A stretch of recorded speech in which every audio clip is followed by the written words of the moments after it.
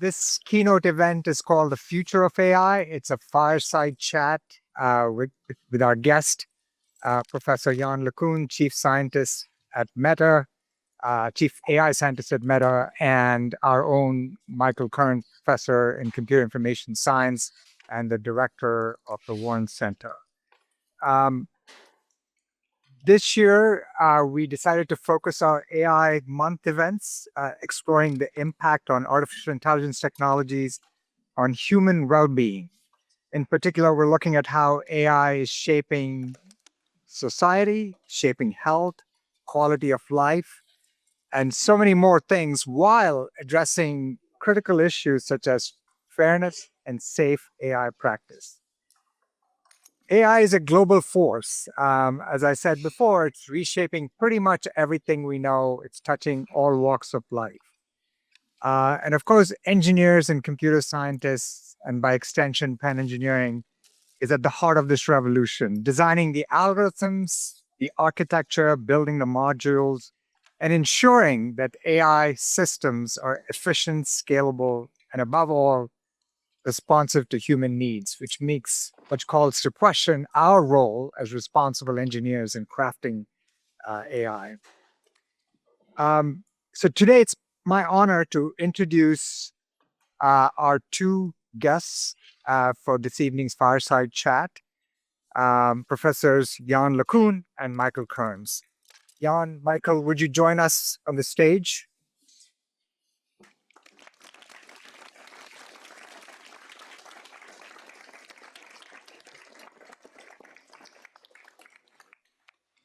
Let me briefly introduce them. Yann LeCun is the Chief AI Scientist at Meta. He's also on the faculty at NYU, where he's a Jacob T. Schwartz Professor of Computer Science, Data Science, Neural Science, and Electrical and Computer Engineering.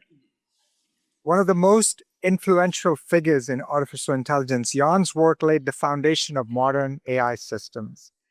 Known for developing convolutional neural networks, CNNs, which are the backbone of modern facial recognition, medical imaging, and autonomous vehicles.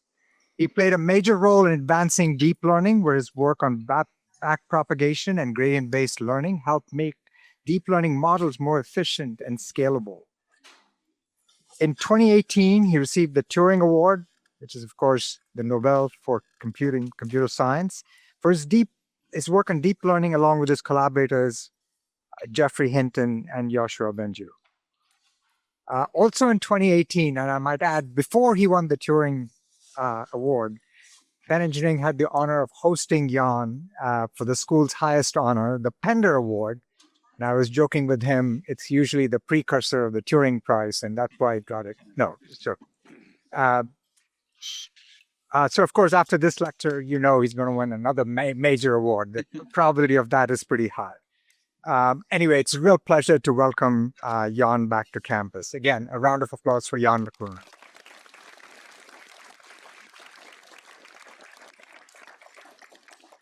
Let me also briefly introduce Michael Kearns, who is the National Center Professor of Management and Technology in Computer Information Science. His extensive work in AI has examined how machine learning and algorithmic game theory, looking at how AI systems can learn and make decisions in complex environments. And he's addressed critical challenges and issues like fairness, privacy, and ethical considerations in AI systems. Together with Aaron Roth, Michael co-authored The Ethical Algorithm, which explores the design of algorithms that respect privacy and fairness. And this contributes to the broader discourse on ethical AI development. Indeed, it's this integration of theoretical research with practical implications, which I find so key and so important to advancing AI technologies with an impact on society. So without further ado, I want to turn the microphone over to Michael Kearns, who will lead us on the fireside chat. Michael, take it away. Thank you, Vijay. So, Yann, welcome. It's great to see you again. Even though the title of the fireside is The Future of AI, you and I go way back. So I thought we would start with some shameless nostalgia and reminiscing, kind of like two old men in their rocking chairs on their front porch looking into the sunset. So you and I both spent like the first roughly decade of our careers at the late, great AT&T Bell Laboratories, which the younger people in the audience may not know, for many, many decades was a very influential, sort of foundational scientific think tank. The background radiation that verified the Big Bang was discovered there. There were many other Nobel Prizes. Information theory was founded there. And we were both surrounded in the 90s by many seminal people that would go on, like yourself, to play a major role in AI and machine learning. Tell me a little bit about, what that period was like for you, who your biggest influences were, and most importantly, how you feel about your former workplace now being the set of the TV show Severance. Right. So what you should know probably is that Is your mic on? You might not. it might not be on. Yes. Here we go. Bell Labs is turning 100 years old this year. In fact, last week I was at a centennial celebration for Bell Labs on a panel a little bit like this with 5 other former scientists at Bell Labs. 2 Turing Awards, me included, and 3 Nobel Prizes. And the question was asked: what to all of us? What is it that made Bell Labs unique? And one answer that I have to this question is, get the best people together somehow so they can interact. Give them the means to do the research on what they think is the most promising and get out of the way. And it's pretty rare that you have institutions that let you do this. Universities are one of them, at least if the funding keeps coming, which might be a question. But in industry, it's pretty rare. And it's one of the things that I learned at Bell Labs. That's one of the things that I learned at Bell Labs. I also learned about the fact that when you do science, you publish your work, because you need to teach the rest of the world about what you are doing, and also because the currency of your career as a scientist is intellectual impact, and that only comes from publications. It can come from product impact, but that's kind of different type of impact. So if you're a scientist, but you work in secret, you're not really a scientist. So one of the things that I tried to do when I joined what was Facebook at the time, now Meta, 11 years ago, to create a research lab, the first research lab at Facebook. What I told Mark Zuckerberg is, if we do research, we have to do it in the open. We have to publish everything we do. We have to perhaps open source our code. If you think that's a good idea, you say, yeah, you don't have to worry about this. We already open source all of our platform code. And so I said, that's great. I can perhaps rebuild a new Bell Labs-like institution at Meta, and that's what I tried to do. What I learned at Bell Labs, I learned a lot from my colleagues. I learned a lot from my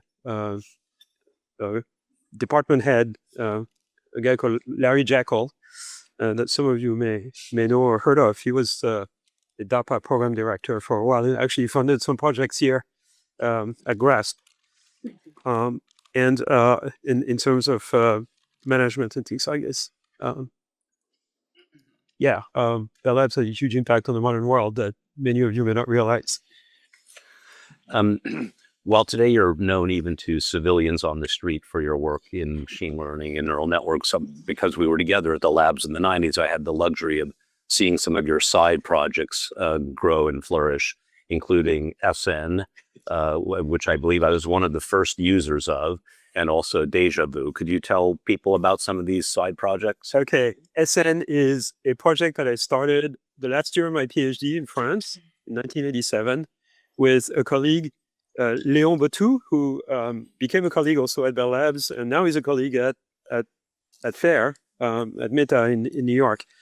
And that project was basically a neural net simulator that allowed to build neural nets by kind of assembling modules and doing more or less automatic differentiation through them. And the front-end language, there was no Python at the time or anything like this, so we had to write our own interpreter, the front-end interpreter. That was a Lisp interpreter. So here we were. I just want people to absorb that from Yes, Lisp. a neural network simulator written in Lisp. It was written in C, but the front end, Even at the time, this was a perverse choice. it was very perverse.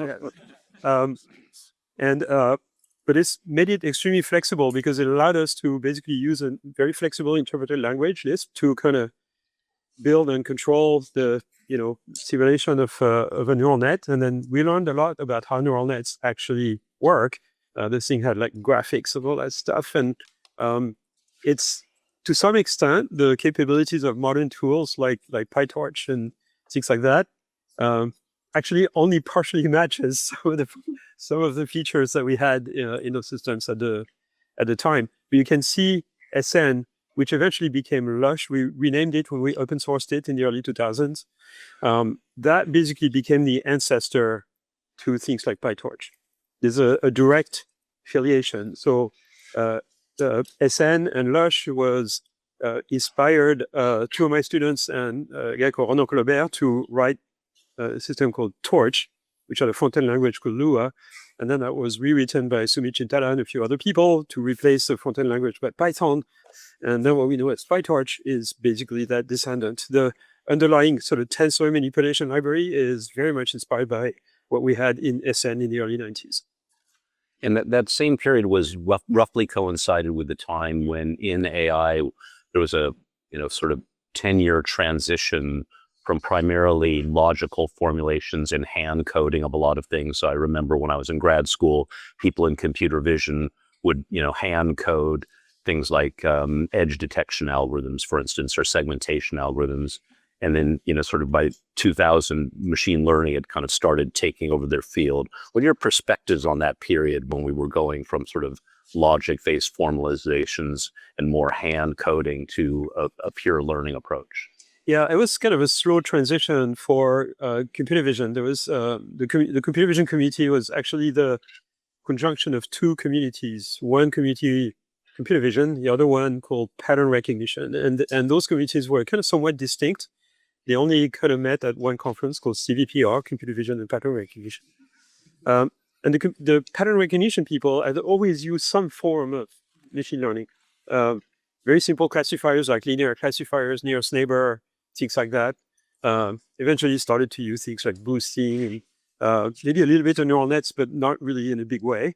Computer vision was not at all based on learning. It was, basically based on like the image formation, the geometry, like how do you kind of match a 3D model to the real world? How do you reconstruct a 3D environment from multiple images and, things like that. With applications in robotics and various in computer graphics and special effects in Hollywood and things of that type. And eventually, in the mid-2000s, people in computer vision started realizing that they could use machine learning to really attack the real problem in computer vision, which is to actually interpret and understand images. And so at first, the computer vision system that started being successful at the time used handcrafted low-level features, things like histograms of edges, oriented edges detectors that you will just write, as a program, and then some sort of intermediate representation that would have maybe a little bit of unsupervised learning or something like this. And then you would stick a super vector machine or boosting on top of it to do computer vision. And this was the community kind of started to get interested in those learning-based methods because there were a few practical successes, like phase detector based on combination of boosting and feature selection, and a few examples of this type, but no neural nets yet. There's still a lot of skepticism about neural net. The interest started really taking off at a small level, at a low level in the mid-2000s, and then completely took off around 2013. It's because of essentially experimental success on the ImageNet dataset, where deep learning and convolutional nets in particular got much, much better result than all the alternative methods that we tried so far. So let me use that comment to move forward in time a little bit, because I think, my memory back in the 90s in the machine learning community was that, neural networks were viewed as conceptually appealing to many researchers, but people basically thought they were fundamentally doomed as being too slow in the training. And, fast forward 20, 25 years now, obviously a great deal has changed, but there were many, many components that went into kind of the deep learning revolution. Some of them were scientific, some of them were more engineering, some of them were hardware developments unrelated originally to machine learning. Of course, there was the blessing of the consumer internet, which gave us all of this data for free. What's your view of sort of the relative contribution and importance of those different components in taking us from a period where nobody really believed in this idea, even that they found it interesting, to there basically now being a very large standalone industry built on the kinds of technology that you were developing at the time? So one of the advantages, or the big advantages of deep learning over kind of techniques that people use in computer vision, for example, in the past, is that instead of having to handcraft the representation of the image or whatever input you're trying to analyze by hand through engineering, you can learn the entire system end to end. You can train it end to end to run the task from data with a relatively minimal amount of prior knowledge through feature engineering. And it seemed to me like an obvious, very simple idea that was destined to have a big success. But it was limited by three things. First, the size of the neural net you need to apply to a natural image is fairly large. And what that meant for a lot of people is that you need a lot of data to train them. And they were not wrong. You need a lot of data to train deep learning system, more data than you need to train systems that are partially built by engineering, where the learning takes a minor role. And at the time in the mid 2000 or late 2000, the dominant data sets that people use in computer vision had very, very small number of training samples. So the most used data set in the late 2000 was Caltech 101. So it was data set of images of various objects, 101 categories. But it had only 30 training samples per category, right? So if you train a convolutional net of the time on this data set, you wouldn't get record-beating results. You would get decent results, but not great. It took ImageNet, which had 1.3 million training samples, but more importantly, 1,000 categories. That turns out to be important for the size of the data set to basically allow deep learning systems to really kind of flourish or take off. So there was that. There was the availability of faster computing devices in the form of GPUs. And then a few techniques that were invented along the way. So there was a conspiracy that was started in the early to mid 2000s, around 2004, 2005, by Jeff Hinton, Yoshua Bengio, and myself, to trying to sort of revive the interest of the community in neural nets. We knew they worked, but since the mid-90s, very, very few people were working on neural nets. They were actually kind of the subject of mockery in some circles, certainly among theorists. No offense to theorists, I'm sorry. Because theorists would say, like, a neural net cannot possibly work. It's got a non-convex objective function. If you use gradient descent to train it, you're going to get trapped in local minima. And the number of parameters you have to train generally is bigger than the number of training samples you have. That's, that breaks every textbook.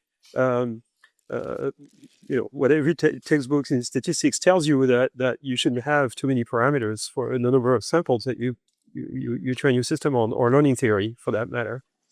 And those textbook things turn out to be wrong. So if you make a neural net big enough, this local minima problem actually disappears. It turns out in a very high dimensional space, depending on how you build your neural net, the system can always find a path towards a good minimum of the objective function, because it's a high dimensional space, and our intuition about high dimensional geometry is usually wrong. So that turned out to be wrong. And then there is another phenomenon that theorists are still trying to kind of analyze to some extent, which is the fact that the bigger you make a neural net, the better it works, even if it's much bigger than the number of training samples you have. People have called this double descent phenomenon, and it's starting to be understood, but it turns out the textbook thing that every statistical textbook tells you is actually wrong experimentally. But because the whole idea of neural net was kind of basically violating the sort of prior that theorist had. It was the subject of mockery. So despite empirical results, right, that show that it worked. Well, the great thing about theory is you just don't look at experiments. I think it was around the time when you were working with colleagues on handwritten digit recognition for the post office that I first heard this quote that you claim it did not originate with you, but neither of us can remember who it did. So it might as well have been you, since I heard it from you first. You said that machine learning is the second best solution to any problem. What did you mean by that? Okay, yeah, I don't claim to be at the origin of this remark. I heard it from other people, and what it meant at the time is that for any particular problem that you choose, there's always an ad hoc engineered solution to kind of solve that problem. But you can also use machine learning or neural nets to solve that problem, and you're going to get decent performance, but perhaps slightly worse than if you had kind of hardwired your prior by hand. And this was true to a large extent in the days where neural nets were not what they are now. Data sets were smaller, computers were not as powerful, etc. Now because of the internet and various other things, it's much easier to kind of collect large data sets. So that's, that remark basically has not disappeared. Now there's another way that remark would, another reason why this remark could disappear, and it has disappeared to a large extent, or the correctness of it has disappeared, is because now the main way that we train a deep learning system is that we don't train it for a particular task. We pre-train it for kind of a generic task of essentially capturing the dependency in the input. We do this by taking an input and then corrupting it in some ways and training a big neural net to predict the parts that are missing, or reconstruct the uncorrupted version of the input from the corrupted version or partially masked version. This is the way LLMs are trained. This is the way computer vision systems are trained nowadays. That's called a foundation model. You pre-train a system with lots of data. It's unlabeled, unsupervised, or self-supervised. And once you have this foundation model, then you can stick a little bit of a neural net on top of it and train it for a particular application, or you can fine-tune the entire system for the applications you want. And that's kind of the main way now that machine learning systems are produced. And so now it's not the second best method. Yeah, so to get slightly more technical for a second, I remember you having made this comment, and despite being very much a pure theoretician at the time, I was very struck by the series of results you had on getting better and better performance on things like digit recognition and other tasks. And I remember you're giving a talk once in which you basically described a lot of the improvements coming from basically figuring out how to constrain the parameters of the model to capture invariances that you knew were present in the world, but that, I also remember you saying something along the lines of, don't waste data, having the neural network learn things that you already know. And so what I mean by that is, if this is a water bottle, then so is this is also, and so there's this rotational invariance. And so a lot of your work at the time, I remember being spent like trying to figure out how to constrain the parameters to represent those kinds of invariances so you didn't waste data learning those sorts of things. Do you feel like that phenomenon has sort of gone away in the era of deep learning and foundation models? So it's gone away a little bit, but not entirely, right? So, basically this idea that if you want to build a system to recognize images or understand videos or understand audio signals, you should probably exploit the structure that is intrinsic to that data. So what property do images have? One property that they have is that if I take a picture of this room, I can take that picture or that picture. One person or a few persons are going to appear in both pictures in different locations within the image.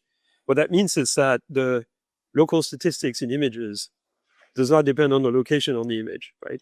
Things that can happen in one place in the image can happen in another place as well. That's the first thing. The second thing is that in the natural world, and this is one of the mysteries of the natural world, nearby things tend to be similar, right? So if you take a picture and you measure to what extent nearby pixels are similar, you'll find that the closer two pixels are within an image, the more likely they are to have the same color. Okay, it's called local correlation. That correlation goes down fairly quickly with distance. But what that means is that if you take a random patch of pixels in an image, let's say 5 by 5, 7 by 7, not every combination of values of those pixels actually occur in natural images. It's only a subset. So what that means is that there is an advantage in basically extracting some sort of representation of that local patch. It will basically represent everything that happens within this patch. But because of this, of the fact that this motif, whatever, can appear anywhere in the image, you should probably extract that patch anywhere, everywhere in the image. That's the basic idea behind convolutional nets. You build a neural net so that it has units that detect local features, and they detect those local features everywhere in the image. And then if you want shift invariance, you have what's called pooling layers, which basically aggregate the activations of a group of units within an area so that if a particular motif appears at one location and you shift it a little bit, you get the same activation on the output. And those ideas you could think come from deep theoretical thinking, but no, they come from neuroscience. The structure of the visual cortex of animals, mammals in particular, has been known to some extent since the 1960s, and it basically uses this whole idea, and which you can translate into mathematical concepts, and then build a neural net on using those concepts. There's also the concept of hierarchy. As you go up the layers in the neural net, you get representations that are more and more abstract and possibly invariant, so that at some point you have a unit that turns on if there is a bottle in the image, regardless of the orientation of the bottle, its position within the image. So that's the idea behind neural nets and behind convolutional nets, and that exploits the structure. Now, nowadays, you can take architectures like transformers, or a particular form of transformers, which is well suited for images, VIT, vision transformer. And they seem to kind of not need all of this hardwire structure. There's a little bit of that structure there to build by kind of specifying where every patch comes from and things like that. And truthfully, the first layer of a VIT is actually a convolution or a bunch of convolutions. But there doesn't seem to be a lot of structure you have to build into the systems for them to learn. But what you have to have is an enormous amount of data to train them. So you kind of exchange the prior knowledge that you put into the system by just an increase in the amount of data that you use to train them. And the other thing that you pay is computational efficiency. So although some of the best results that are obtained on computer vision benchmarks nowadays use vision transformers, convolutional nets have similar performance, but it's just simpler to turn the crank on a vision transformer. The real-time applications on computer vision, like in driving assisted systems or autonomous driving, or vision systems in drones, all use convolutional nets because it's much more efficient computationally and in terms of memory occupancy. So it's not dead. As Vijay mentioned in his introduction, in 2018, you were awarded the Turing Award with Jeff Hinton and Yoshua Bengio for your contributions to deep learning. And even though there were Turing Awards for foundational work in the very early days of AI, I think it's safe to say that yours was definitely the first one that was, pure machine learning.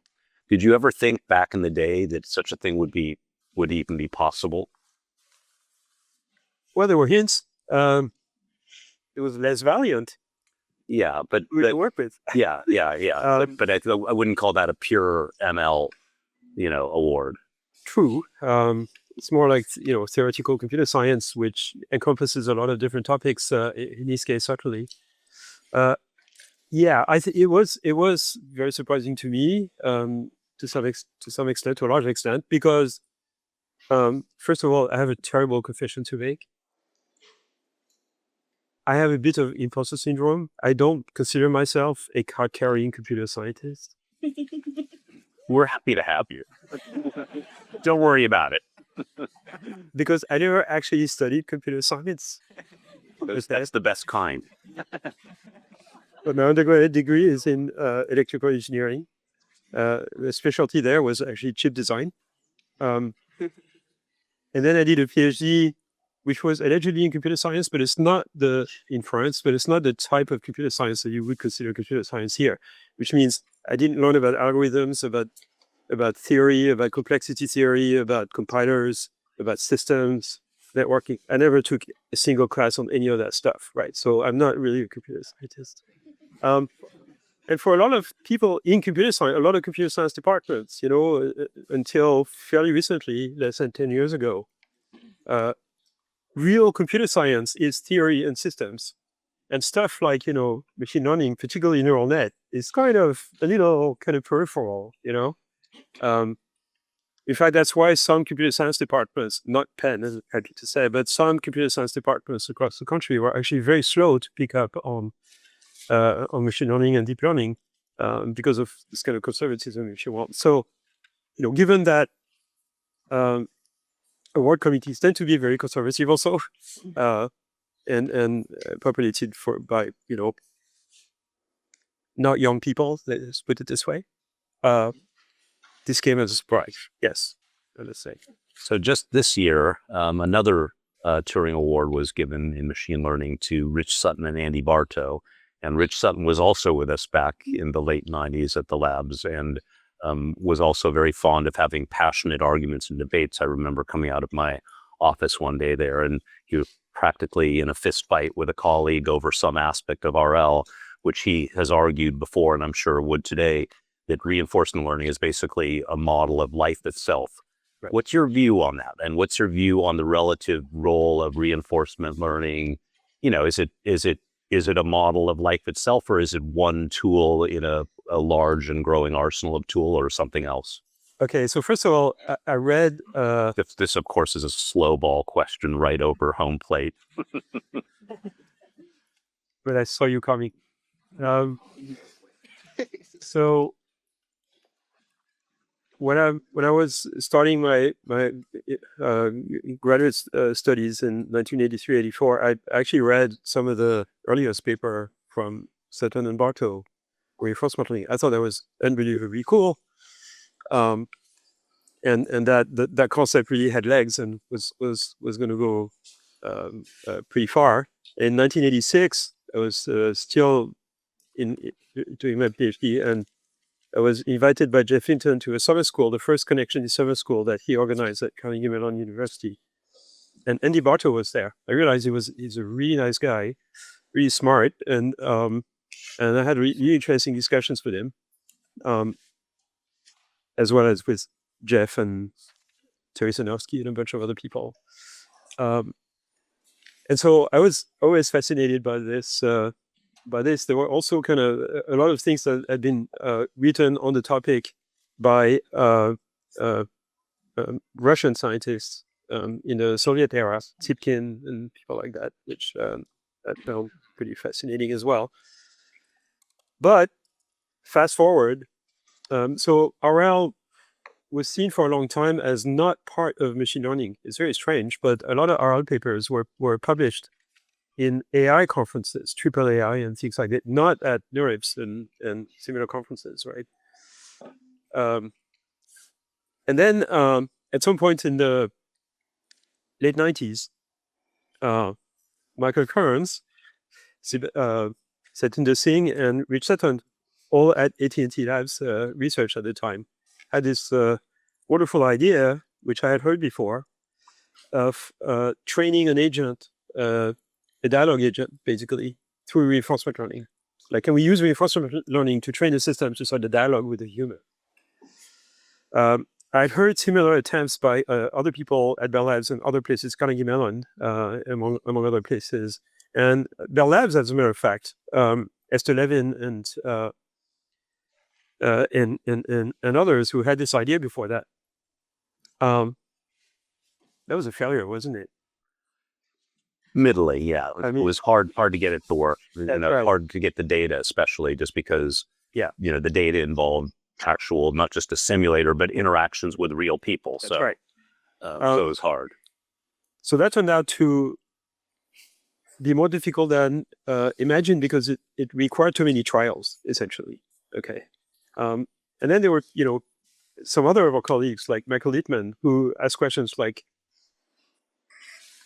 okay, we have a theory that works for something called model-free RL. We know that the best thing to do is model-based RL, but the theory doesn't work for it. And experimentally, the results are not as good as model-free, although it requires less samples. And so like we're in a big conundrum. And so there was an interesting talk at one of the ICML conferences in New York, I can't remember which year, where one of the demigod or founders of RL, whose name is largely forgotten, sadly, called Jerry Tesoro, gave a talk. And Jerry Tesoro is the guy who, in the early 90s, built a reinforcement learning system that could play backgammon at the level of a master, basically. It actually beat the world champion at some point. And he used neural nets as the evaluation function trained you through RL. That work was recognized, very impressive. And then nobody worked on this for 10 years.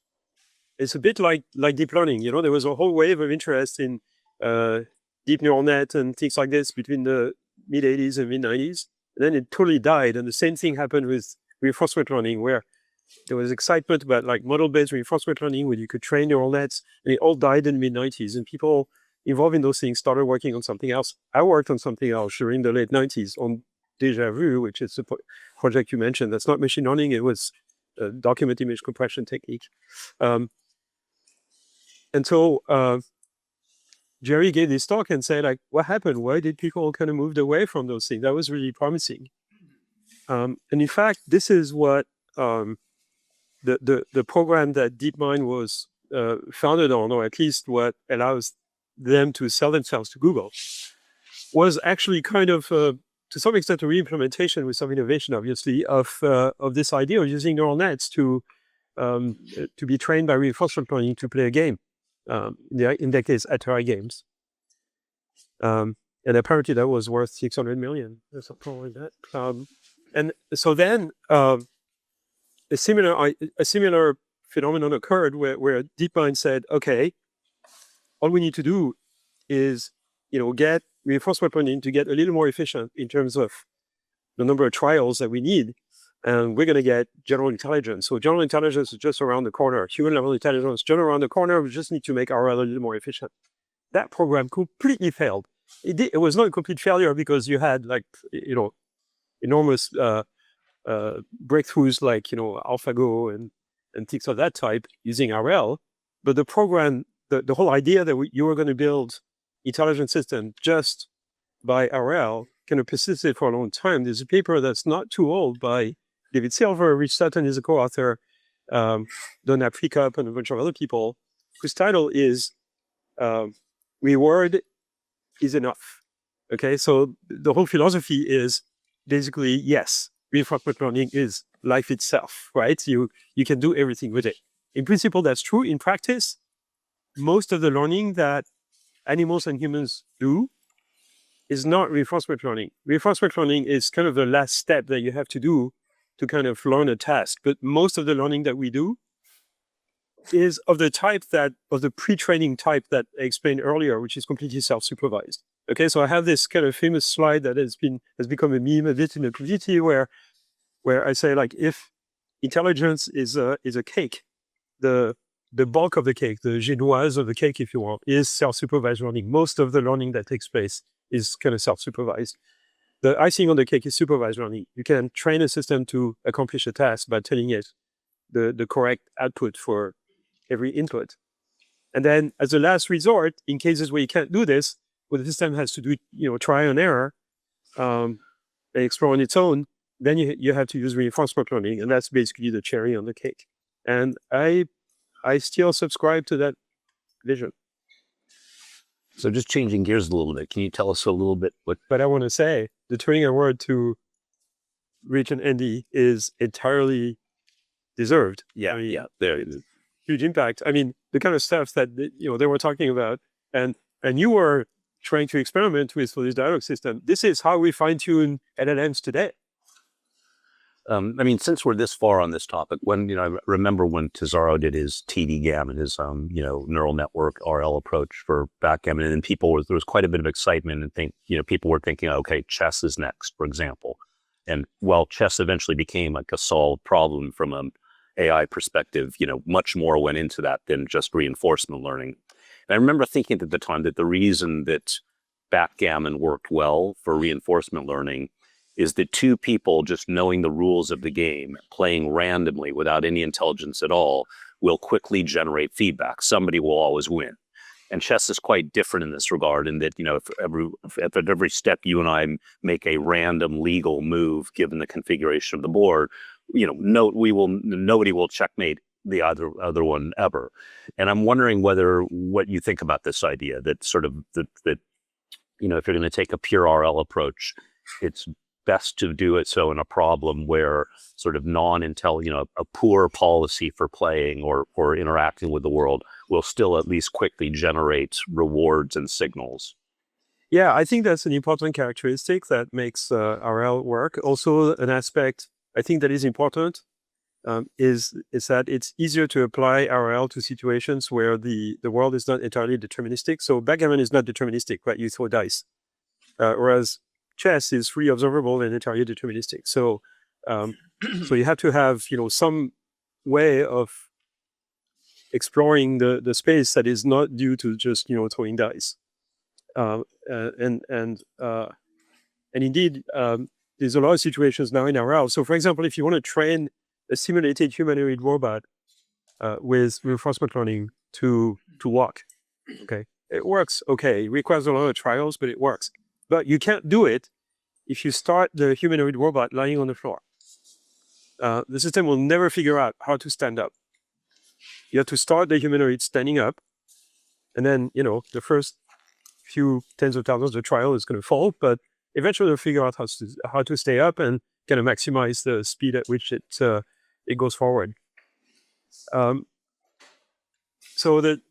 So maybe it's a similar situation where you have to have you have to like bias the system towards kind of doing the right thing, and then you can ask the question: how is it that humans learn to walk? And it's quite possible that we have some sort of intrinsic drive that makes a 1-year-old baby happy to be standing up, and so drives the baby to just want to stand up. So I think a big challenge of AI over the next few years is going to be like, what are those intrinsic objective functions? I don't want to say reward necessarily because they are really kind of inside and they might be differentiable, but like intrinsic objective function that drives the system towards learning stuff that is relevant for what you want to use it for. So kind of moving to modern times and modern topics, really in the last, I would say, 15 years, machine learning and AI have, left the laboratory and started to have huge impact on society, on industry, on ordinary people. And it seems that every new generation brings with it a new host of concerns. So, I started working on fairness and privacy in very targeted supervised learning settings like, consumer lending, criminal recidivism prediction, these sorts of concerns. And, now generative AI has made both those problems much harder, but also introduced new ones like concerns over toxicity and hallucinations and, concerns over intellectual property and creator content and the like. What are your views on, which of these things, if any, we should be most concerned about, and which of them do you think are exaggerated or overblown? So I think a lot of them are exaggerated and overblown, but certainly all the discourse that thankfully has largely disappeared, at least to some extent, of existential risk of AI. People are kind of quickly realizing that the current technology of AI is really limited, and it's not going to be that dangerous because it's not that smart in the first place. We're not going to get to human level AI by just scaling up LLMs, basically, right? And they have very limited, reasoning capabilities at the moment. So we probably need to have kind of a new paradigm to get to that point. So there's no existential risk, at least. Now, bad people can do bad things with technology. That's not a new phenomenon. But what we've seen very much within Meta is that very often, when there is computer technology that can be used to do bad things, the best countermeasure against it is actually AI. And so then it becomes kind of a cat and mouse game. Do the good guys have more powerful, better AI to counteract the bad guys with AI? And the answer so far has been yes. But is it going to continue? Depends. There could be kind of good things and bad things done by nation states against each other. Right now, we're not seeing. So there was, for example, a couple of years ago when, before ChatGPT, but when LLMs were kind of starting to appear, people claiming that the availability of LLMs would be a disaster because everyone would be able to generate enormous amounts of disinformation and disseminate them on social networks and blah blah blah. We're not seeing this at all within Meta. We're not seeing a flood of disinformation that's generated. We see a flood of disinformation, but it's produced by humans. QAnon,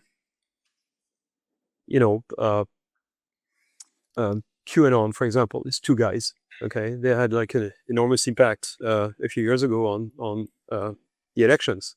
But it's two guys, and you can take down the the most egregious content that some of those actors are producing. It still gets around somehow because it's relayed by a lot of people. So it's really a societal problem, not really a technological one at this point. And we're not seeing kind of a massive amount of deepfakes with images and things like that. It's just not happening to the extent that people feared, which I think is a good thing. Now there is still big questions about biases, and I have a very strange answer to this. Okay. There is a future not too far in the future where every single one of our information diet, the totality of our information diet, and all of our interactions with the digital world will be mediated by AI systems. Okay, so we're not going to get information to us unless it's gone through some AI system, either produced by an AI system or filtered by an AI system or searched and selected by an AI system or summarized by an AI system. Okay, and those AI systems assistants are going to be living in our smart glasses or smartphones or whatever wearable device that we're going to be walking around with. At some point, they may have human level or human-like intelligence. Every single AI system is biased necessarily. Okay, you cannot have an unbiased system for the same reason that you cannot have an unbiased newspaper. Every newspaper has a different bias. But the cool thing about newspapers is that we have a choice between a lot of different newspapers with different biases, and we can choose. So what we need is a market or an organization of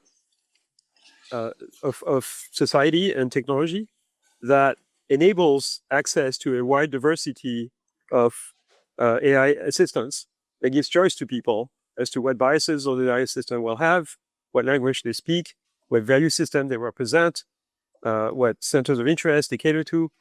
Not a single one, a whole bunch of them. So here is the problem now.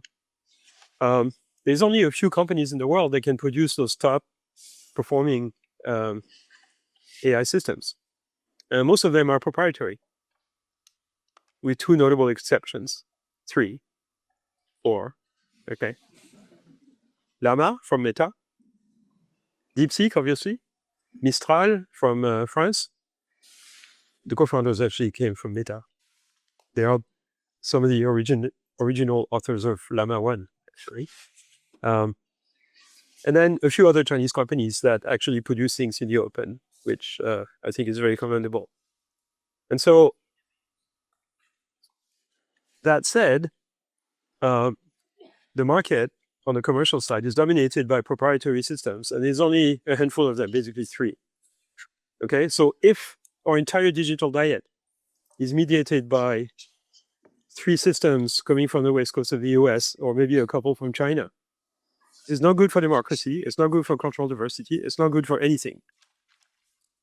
We need open source platforms because we need to have a way of producing diverse AI assistants by fine-tuning open source engines that would be widely available. And this is one of the big reasons I think that open source AI platforms are necessary.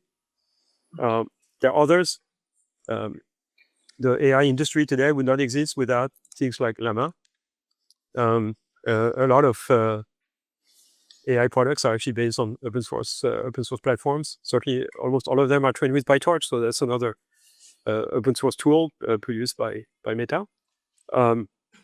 And that's probably kind of one of the most important things. Now, the danger there is that for reasons of geopolitical rivalry, some governments are considering making open source AI technology illegal so that their geopolitical adversaries don't have access to it.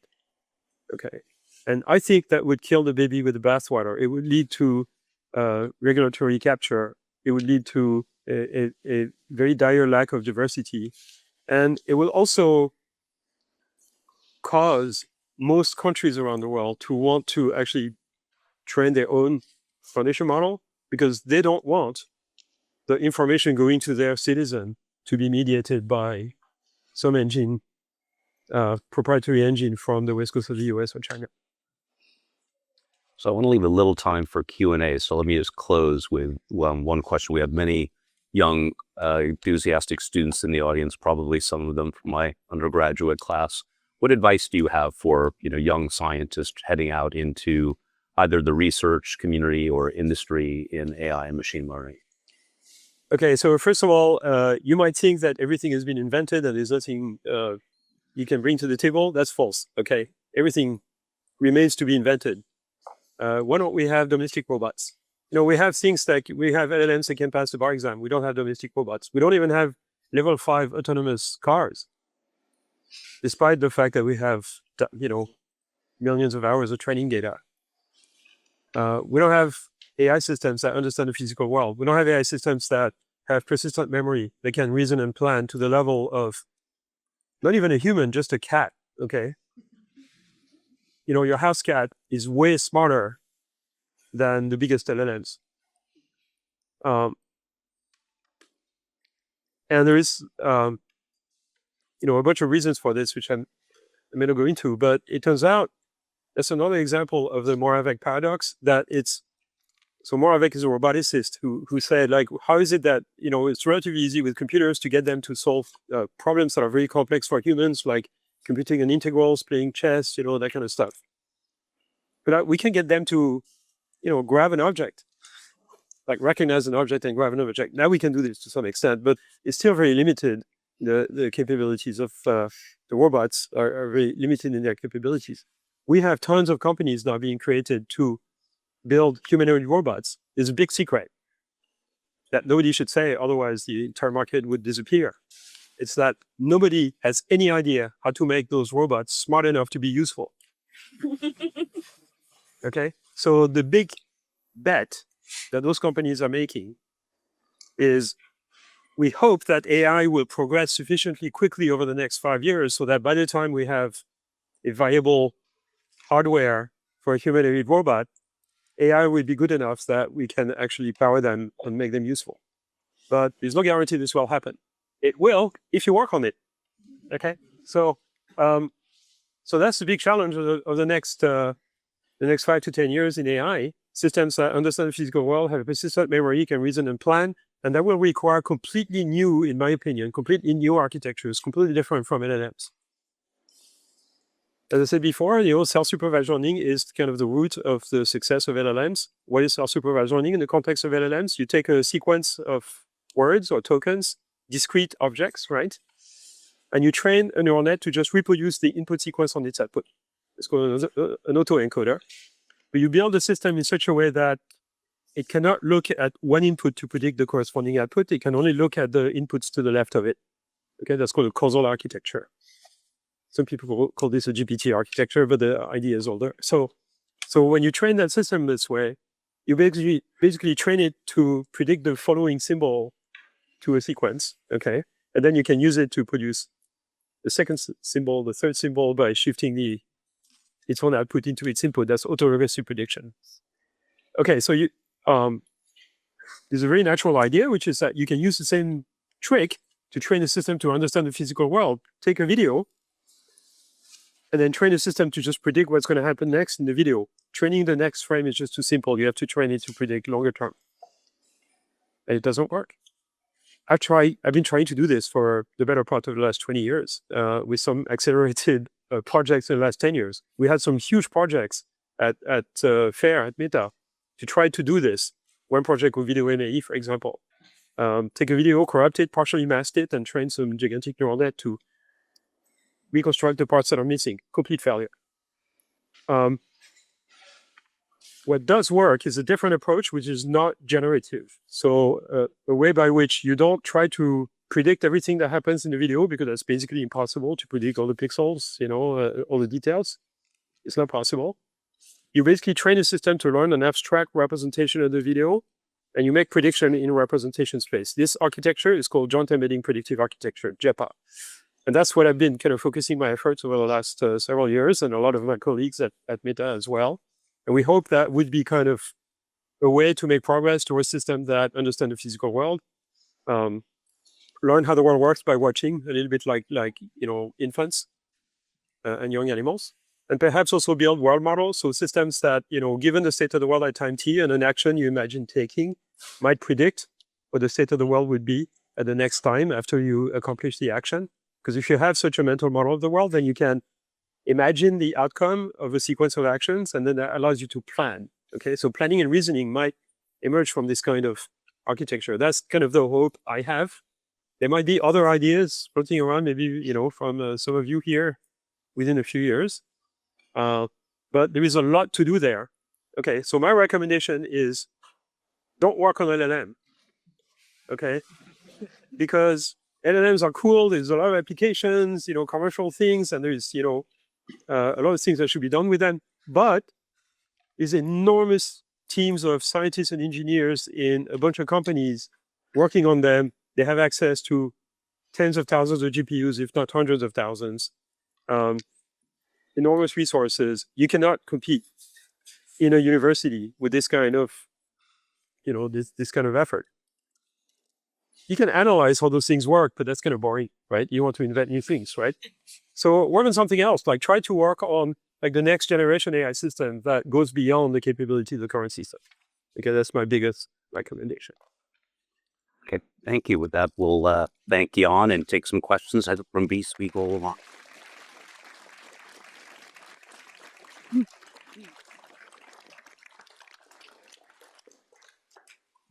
I have a couple of microphones if anyone has questions. Happy to all the way on the back.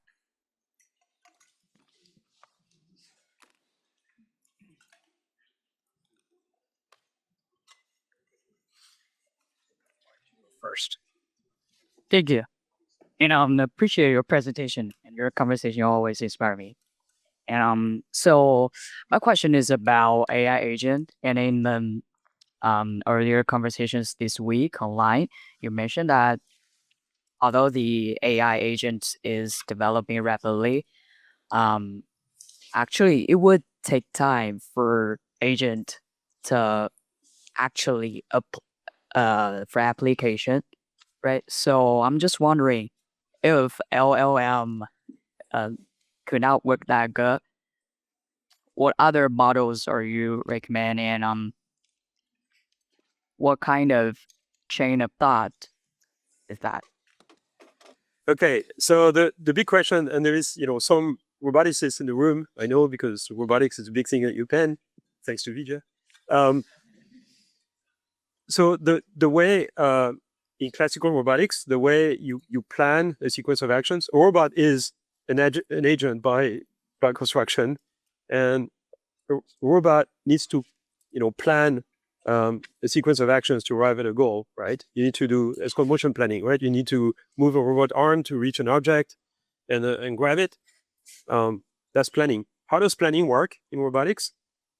There is a model of the dynamics of the robot, which basically, given the position and velocities and everything of the robot arm at one time, and torques that you can apply to the joints, predicts what the next position and velocities will be for the entire arm. Okay, and if you have such a model, then you can plan a trajectory. This is classical robotics, right? All the cute videos you see of Boston Dynamics robots doing all kinds of stuff, it's all planned using this technique that's called MPC, model predictive control. That's real planning. Now, what you would like, if you want to make progress in robotics, is that those models, instead of being a set of equations that an engineer writes, it should be learned. It should be a big neural net that learns the dynamics of the system. Okay, perhaps from sensory input, proprioceptive and vision and other sensors. And the question is how do you do that? But then perhaps you would have a system that is a model of the robot, which from the sensory inputs extracts an abstract representation of the state of the system, the robot, and the external world, and then condition on an action can predict what's going to happen next. If you have that, then you can do planning. Now, if you apply this blueprint to all the situations that an AI system might encounter, not just acting in the real world, but also like interacting with a GUI or dialoguing with someone, etc., you might have a chance of having a truly intelligent system and an agent that can actually plan. But an LLM just does not have the right characteristics for this, because the only planning that an LLM can do is basically by generating lots and lots of token sequences and then selecting one that looks good. It's kind of like producing a program by typing random instructions and then hoping it will work. If you do this like sufficiently many times, maybe one of the instances will work. It's a very weak form of reasoning. So a lot of progress is being made along that direction, but in my opinion, it requires some pretty dramatic change. Thank you for your talk. You alluded to earlier that humans and machines like learn differently, and you gave like chess as an example. And for example, like even in games of Go, when AlphaGo beat Lee Sedol, like it was running at the end on probabilities, whereas a human would just run computations and decide the next moves. So I was wondering what your perspective on reasoning is for a machine, since it's such like an abstract concept. And moving onwards in the next span of 5 to 10 years, what your perspective is on the definition of reasoning. If our goal as machine learning engineer is to view the concept of learning differently, then what's your the leading definition of the term reasoning itself? Okay, so there is one characteristic of reasoning, which is that if I ask you a simple question with a yes/no answer, like does 2 + 2 = 4, you will answer quickly. If I ask you a slightly more complex question, also with a yes, no, and 4 answer, does P = NP? You might have to think about it for a long time before you get an answer. Okay, or is the Collas conjecture correct, or whatever? One of the unsolved questions of mathematics or computer science. So reasoning involves being able to devote more resources to a complex question than to a simple one, which means basically the process by which you reason does not consist in propagating a signal through a bunch of layers in the neural net, in your internal neural net. It involves kind of manipulating a internal mental model and kind of trying to find a solution or a concept or something. So it's basically the idea that reasoning is a kind of search. And the concept that reasoning is a kind of search is very, very fundamental to AI, going back to the early days of AI. People in the 50s, like, Newell and Simon, some of the first Turing Award winners, in the 50s built a program that said, all of intelligence basically consists in formulating a problem. And the way you formulate a problem is by a characterization of whether you have a solution or not. Let's say the traveling salesman problem, right? You can tell if the solution you have is a circuit through the cities, and whether it's low cost or not. Or a SAT problem, right? You have a formula. Is there a combination of variables that makes this Boolean formula true? And you search for a solution through a space of solution. It said we can formulate any problem this way. So we're going to write a program that just does this. And then we're going to call it the general problem solver. That's the name they give it.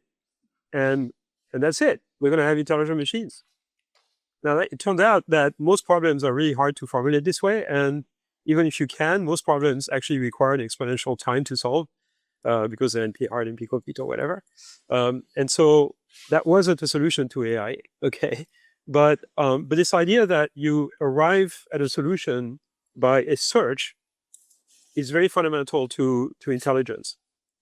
And the kind of planning I was describing before is a search, okay? So if you have an AI system that produces an answer not by searching, but by propagating through a fixed number of layers in the neural net, it cannot do reasoning.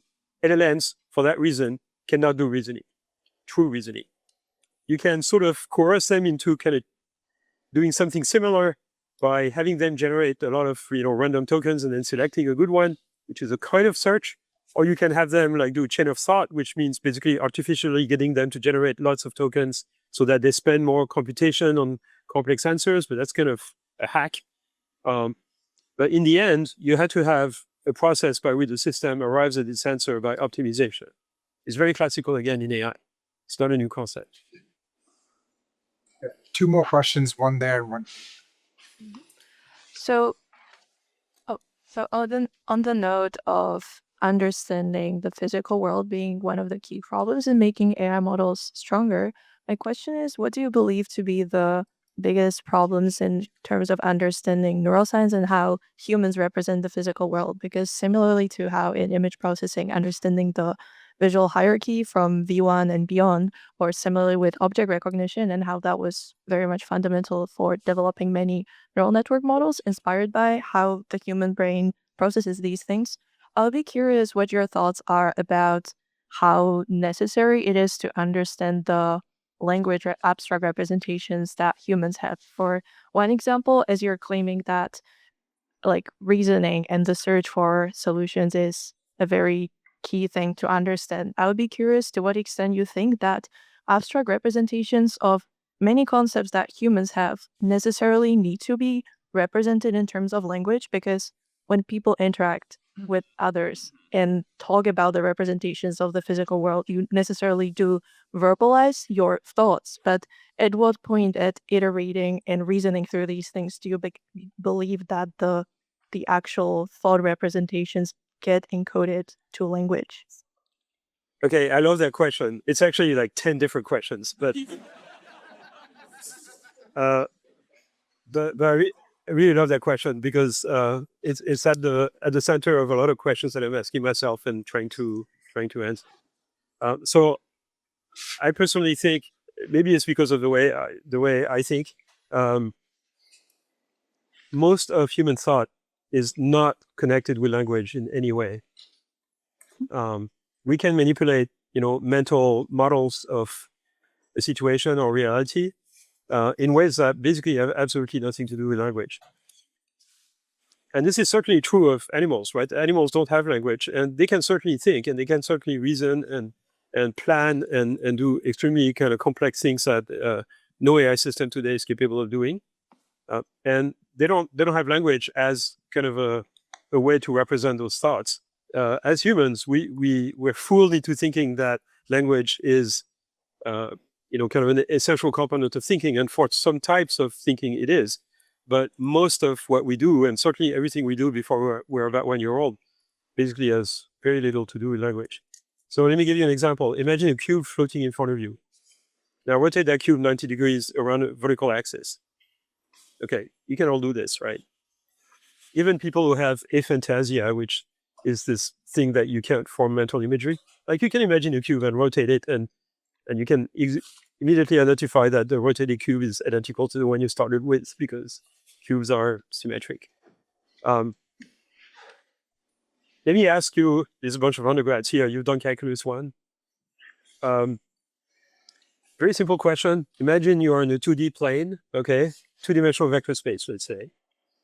Can you give me an example of a family of 3 vectors that are linearly independent in a 2D plane? Okay, yes or no? Yes? No? Okay, you all got it right. Okay, you got A on this class. Okay, what was your thought process? Your thought process probably, for most of you, was picturing the situation and then quickly realizing that if you have 3 vectors on the plane, one has to be linearly independent, expressible as a linear combination of the other 2. Okay, because you build that intuition. Now, there's also a theorem that says, you can't have more than n linearly independent vector in n dimension.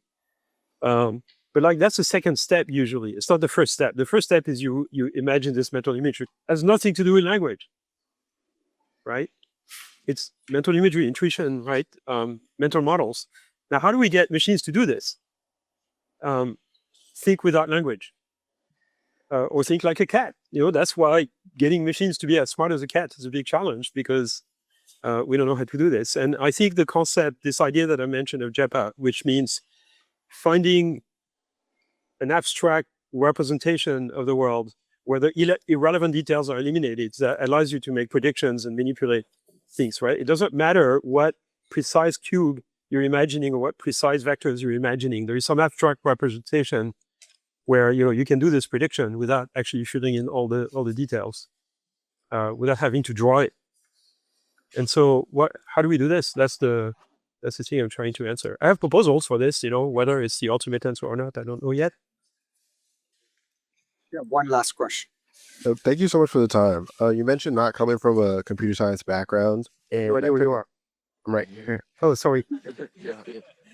You mentioned not coming from a computer science background, and I took a deep learning class where they actually had a sociology person come in and talk to us. And I think you also talked about information consumption and like the importance of that. It might come from algorithms. Something I personally think about a lot is like the information you consume and also what problems you decide to tackle. Clearly, you've chosen to tackle some pretty good problems. I'm wondering kind of like your own decision making of like, how do you choose what's worth tackling, and maybe how are you able to draw in other industries in your example, kind of EE, to tackling these more computer science AI-like problems? Okay, I'm going to tell you the story of my life in 30 seconds. Okay, so if you're interested in science, you may not want to be a scientist yet, but let's say you're interested in science. There are three big questions in science. What's the universe made of? What's life all about? And how does the brain work? Okay, those are the big scientific questions. I mean, there are lots of other scientific questions, but basically there are sub-questions of those three big questions, right? More or less. So if you're an engineer and you're interested in, let's say, how does the brain work? What is intelligence? Okay, more generally. How did it appear? You would become an anthropologist or something. Or if you're an engineer, you might be inclined to actually build an intelligent machine as a proof of the fact that you figured out the principles and underlying intelligence. So that's basically what I was motivated by when I was an undergrad. Okay, how do we build intelligent machines? What is intelligence? That's a big scientific question. And I was an engineering student. Okay, so as an engineer, probably the best thing you can do is try to build an artifact that reproduces the characteristics that we observe in the living. Perhaps getting inspiration from what we observe in living things. And I discovered when I was an undergrad that people had been thinking about those questions back in the 1950s and 60s, but by the early 1980s or late 70s, when I was an undergrad, nobody was working on this anymore. The idea that we should be inspired by biology to build AI systems had disappeared. But that didn't kind of discourage me, okay? So then, why think about learning to build intelligent machines? Like, are we smart enough to actually design an intelligent system that could possibly be as intelligent or even smarter than us? And I thought that was basically an impossibility. Okay, and then in the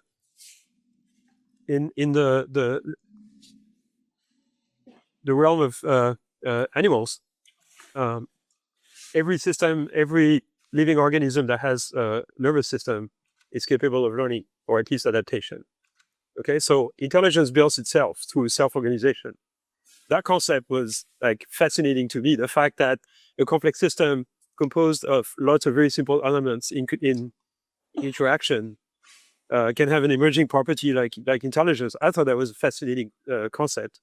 I really wanted to work on this. And inevitably, that means we're not going to be able to build intelligent machines by just engineering them. We're going to have them train themselves. Okay? Hence, I worked on machine learning. It wasn't called machine learning then. Nobody was working on this really.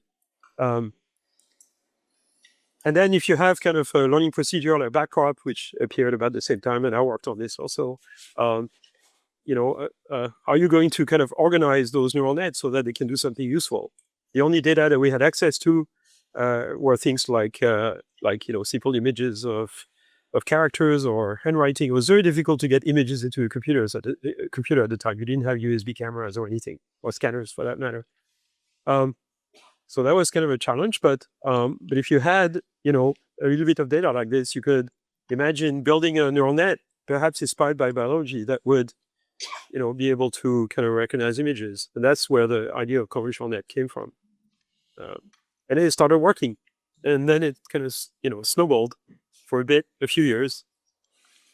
And then people lost interest. But the point is, I was never interested in recognizing characters, with neural nets. I was interested in building intelligent machines. And I'm still interested in building intelligent machines. And this may surprise you, I'm 64 years old, but I have not been as excited about the potential progress and the kind of stuff I'm working on now, about the potential applications in the future, since I started working on neural nets, back in the late 80s. So I think this is a very exciting time. I mean, you guys are coming at the right time. I just realized that this conversation spanned 4 decades of AI. Without commenting on your age, but let's give both Michael Kearns and Yann LeCun a big round of applause.